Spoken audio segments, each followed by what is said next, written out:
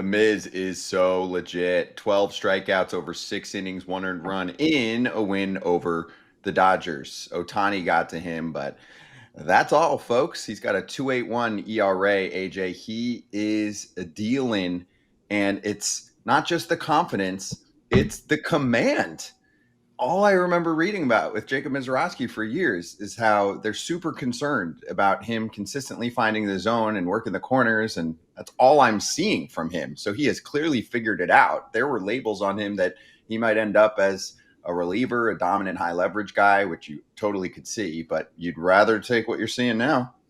Oh, he's good. Are you kidding me? He out-dueled a legend in Kershaw, gave up the leadoff homer, and then after that, 12 punchies in 6 innings? Was that what it was, I think? He was nasty. It was a fun game to watch. Brewers did just enough.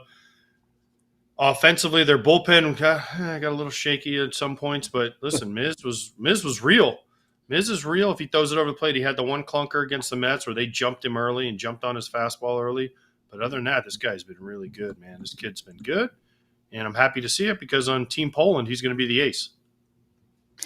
Yes. That'll be the NIT tournament that Team Poland's going to make. Or are they going to be able to qualify from now until then? We'll see. But to me, people are like, command, all this stuff. I think young pitchers need confidence. And he showed me a lot of confidence. And you gain command from confidence. He's not afraid to throw the ball in the zone to get outs, which is even more impressive because first at bat, Shohei Ohtani went deep sauce off the center field batter's eye. That'll shake your confidence because wait a minute, I got this lineup is legit. I feel like I got this guy two strikes, threw a decent pitch down in the zone, and he clipped me. But he wasn't afraid. He wasn't afraid to stay in the zone. If there's a value that you can tell any young pitcher, whatever level it is, throw the ball over the plate. They will not hit it as often and as hard as you think they will. And to me, that's what he's done. He had a few shaky, he walked a few guys in a few of his starts, but you got to attack the zone no matter if it's the Dodgers or if it's the Marlins. Last pitcher before Miz to record 12 Ks against the Dodgers.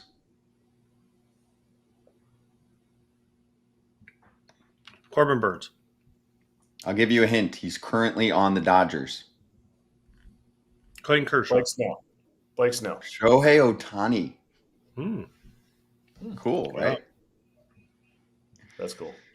Yeah. Did you see what Clayton Kershaw said about Miz? Before or after the game?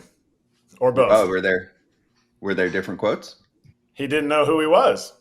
He was like, was he the guy that tripped and rolled his ankle? That's how Clayton Kershaw knew him, but Clayton Kershaw doesn't need to know him. People are throwing shade at Clayton for that. After the game, what he said was cool, though. That's big respect. Why does Clayton have to know who he is? He's been in the league forever, and what does he need to know about the opposing pitcher? He's not pitching against them. He's not pitching against them. He's not facing him. He doesn't care. All he's worried about the Brewers hitters, and that was what he – listen, Kershaw had a nice outing too. Let's not forget. I mean, he had a nice outing. Everyone that said Kershaw's done, Kershaw's having a nice start to this year, and he's doing all right. So let's not bury Clayton yet either. He's always so good. I'm with you. Always so good. Just look at his baseball reference.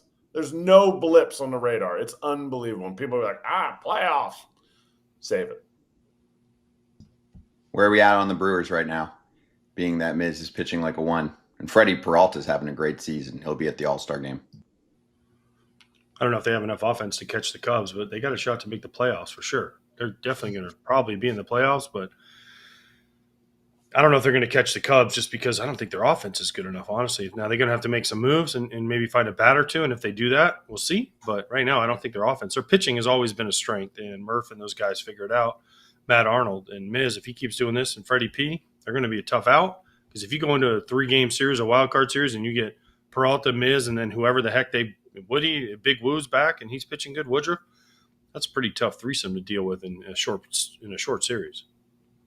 I mean, this is what we've said about the Brewers the whole time. This is the year because we'll say it every year. Beginning of the year, people are like, I don't know, Brewers probably aren't going to be able to do it. Well, here we are again, 2.5 games out behind the Cubs. They're up in the wild card right now.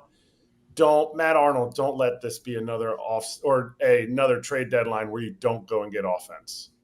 Don't let it be. It's not going to be detrimental to the end of, it's not going to be the end of the Brewers run in the playoffs. They have the pitching again. They're pitching. The dudes are pitching so well. Quintana's pitching well.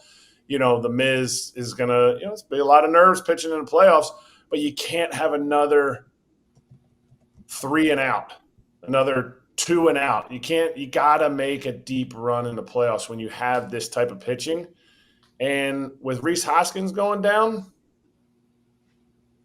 to me, you got to make that move. Is Josh Naylor, is he going to be a Brewer? Is that enough? Because if it's not enough, you got to make 2 moves. That's my thing. AJ, can this team pitch its way to a deep position in October? Can they surprise some people, upset some people? If that's the case, let's go for 2 bats. Yeah, you got to score. That's the biggest thing. Yelich and Churio and those guys, they just don't score enough. Joey Ortiz, Murph kind of went off on Joey Ortiz the other day about how he's having a million chances and hasn't taken advantage of it.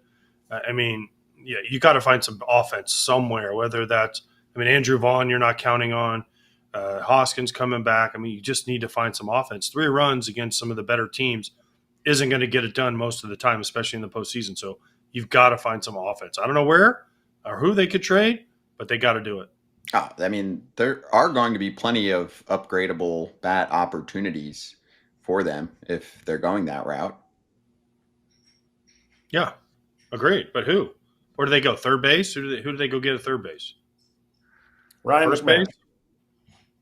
I like Ryan McMahon. Or what about the 2-for-1? Josh Naylor and Gino Suarez. That'd be great. Brewers. But who are the Brewers going to have to give up? See, that's the problem. The Brewers don't always want to give up. The Brewers are usually the guys trading the prospects away. Trading the guy away and getting the prospects back. They're not the team normally that's saying, oh, we want to make a huge splash.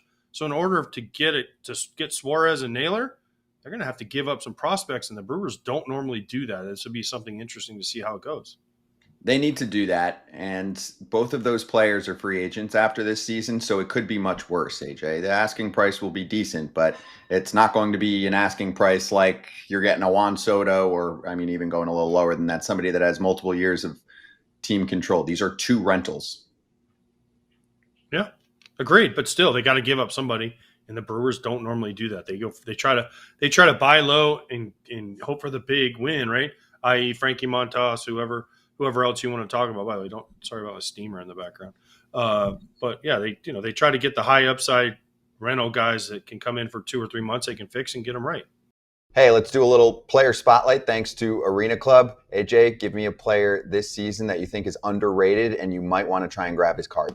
James Wood. I don't know that he's underrated, but Washington Nationals superstar in the making. And the first slab pack I ever opened had him in it. His rookie card, and the value is only going to go up and up and up. And I'm not going to sell it quite yet, Scott. I'm going to hold on to it because after he continues to hit big homers and put up the stats, make all-star teams, it's going to get more expensive for someone to buy for me. This is his first full season in the majors. Keep that in mind. I think he's underrated. He's on a Nationals team that's meh. Not getting enough attention. He might hit underrated 40 homers. When he makes the all-star team this year, they're not going to be underrated. That helps. He's been intentionally walked 4 times in a game. Anyway, if you want to try and find a Wood rookie card, go check out slab packs on Arena Club. And right now you can get 20% off your first slab pack, or if you just want to go with a card purchase, go to arenaclub.com/FOUL. Use code FOUL. If you buy, sell, trade, collect, go for it. Hey, everybody. Be sure to like and subscribe for more content. We're back here every weekday, all year long, so do not miss an episode. The videos are coming in all day. Here's another video you might enjoy. Baseball the way it should be covered.